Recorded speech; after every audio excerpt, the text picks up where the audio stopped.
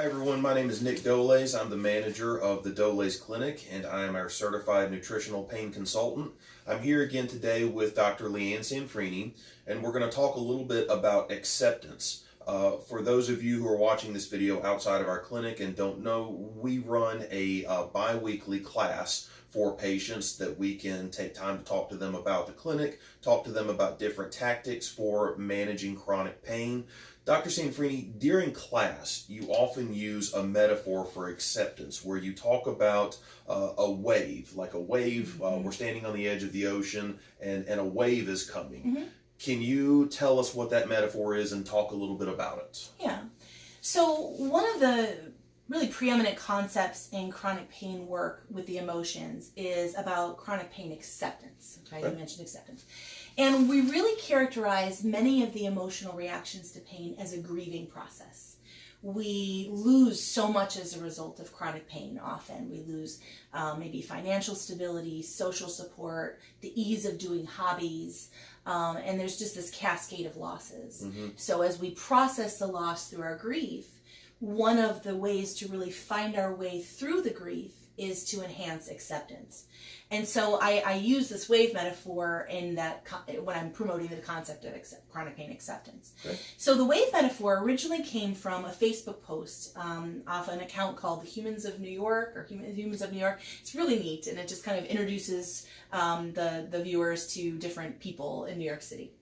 And this woman had made this comment, when a wave comes, go deep. So we talk about it this way. So you're standing on a shore and you see this large wave coming at you. Mm-hmm. Okay, it's coming directly at you. And you can use in the metaphor, you can imagine that the wave is a wave of stress, a wave of pain, a wave of grief, whatever. And what are your choices in that moment when you're confronted with that wave? If you were to try to put up your dukes and fight and resist the wave, what would happen to you? The wave would hit me and knock me down. Right. If you were to try to avoid it and pretend that it's not happening, bury it under the rug and just try to ignore it, what would happen to you? The wave would hit me and knock me down. That's right. If you were to cry and get upset and point at everyone on the beach and make everyone else miserable, what would happen to you? The wave would hit me and knock me down. And everyone else would be miserable, right? They wouldn't like you very much, right? So I think in any of those scenarios, all of our attempts to resist this wave of what's coming, the fighting, the emotional breakdown, all of that sort of attempt, the avoidance, it's futile. It doesn't make a difference because that wave is still coming. So what's our only option when we're confronted with the wave? To go with the wave. To go with the wave, to dive in, to go deep. So when a wave comes, go deep. That wave will bring us back up, and it can be really scary to confront that because we don't know what's going to happen when we're in the wave, and we don't know what's going to happen and what's waiting for us when we stand back up. Mm-hmm. So it's this transformative process to sort of dive in, to go with it. I joked in class last Friday that one of my patients says, ride the horse in the direction that it's going. And you just kind of have to go with the flow of that. And in that sense of diving in, it brings you that peace and acceptance. So sometimes maybe the best thing to do is to not ask the question, why me? Why is this happening? Right. But maybe what you're saying is just understand that it is. This is the hand we've been dealt. Right. First, my thing here. It is what it is. It is what proverb. it is. People hate this because it is so cliche, right? Mm-hmm. But this is really the idea. It is what it is. Mm-hmm. And we just kind of go with it. People can sometimes get the wrong idea that acceptance is giving up, Mm-hmm.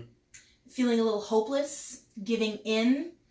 And I really see it as the opposite. It is a sense of control. It is reclaiming control of something that's coming at you by choosing to go with it. It Mm-hmm. really is still a choice. Are there any skills to increase our level of acceptance? Any things that are important for us to think about, important for us to remember, things that we're supposed to surround ourselves with to help us remember that when the wave is coming, not only can we dive deep, but that eventually that wave will turn to nothing in the sand. Right. So people find comfort in many ways, right? So it could be through prayer. It could be through gratitude journaling, just kind of realizing that there are pleasant aspects to life and we can comfort ourselves. There's acceptance-based individual therapy where we do actual work, where we help people become willing to tolerate those waves of stress or pain or depression or anxiety. So we work on the thoughts that are involved in that a little bit. But I would say that the biggest way to really increase acceptance is through mindfulness training, where this is sort of our theme recently, what we're working on. And there's ways to, there's these interesting techniques called urge surfing. So you sort of bring up the thought of stress or bring up some ideas that are troubling you, or focus on your pain, interestingly, for about a 20-minute session. And as all those sensations and emotions come up, you just sit there and you ride the wave of it. You tolerate it. You don't do anything to avoid it and tamp it down. And when you practice those sort of meditations, which are hard, but when you practice those, you're training yourself to realize you can do this. Flares come, flares go. Stress comes, stress goes. And so there's some neat meditations that we can do with that. So Dr. Cianfrini, we talked about the wave metaphor, and at the beginning of this discussion, the way that we defined the wave was as something bad. So it is anxiety, it's stress, maybe it's an event that's coming up, or maybe it's something that we can't even see. We just have the butterflies in our stomach because we know something's there. Right. But you also talked about mindfulness meditation, and I know that we'll discuss that in some future videos, so we won't go into how to do that now, but mindfulness, as I understand it, is kind of defined as having thoughts without judgment. So yes, the stress is coming, yes, the anxiety is coming, but we're not going to call it bad. Right. How, when you're with patients, do you help them get to the point where they can see the wave coming, but they don't call it bad, they just recognize? So I think there's sort of two divergent therapy methods here that you can use. One would be the sort of cognitive behavioral therapy method, and that would be to reframe the potentially bad or stressful or threatening things as a challenge or an adventure or something like that. So cognitive behavioral therapy helps people reframe those things using the power of language and cognitive challenges to see them as better. Okay, so we sort of can work on the linguistics with that. That's one school of thought. And then the other is saying, okay, I recognize that life might be tough. Okay, we're not necessarily trying to change the judgment of it, but we're saying, okay, life might be tough, but I can handle it. And I'm going to sit there and I'm not going to judge my reactions to it. So it's not necessarily changing the fact that, okay, I've got a deadline that I might miss or something that's stressful. Okay. You can't fake it and pretend that it's great. But you can sort of sit there and say, instead of saying, and I'm anxious and that's bad, and I'm angry about it and that's bad, you just sit there and saying, I'm feeling some kind of way about this.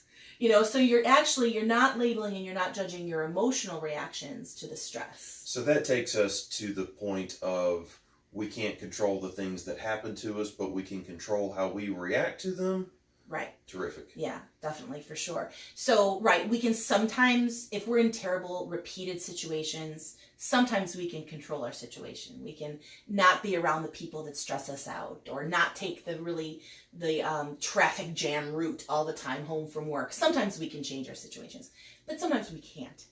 And so then it becomes either we change the way we think about them or change the way we react to them, our behavioral responses. So changing the way we think about them can be done a lot through cognitive therapy. Changing our behavioral responses is also within CBT. And then there's this other kind of school, which is we just accept what happens. It is what it is. So yeah, there's a lot that can be done. Terrific. Really. Folks, we hope that you've gotten some information out of this. We hope that we've given you some tools for your toolbox. If you have any questions, find us online on Facebook at the Doleys Clinic. We'll see you next time. Bye-bye.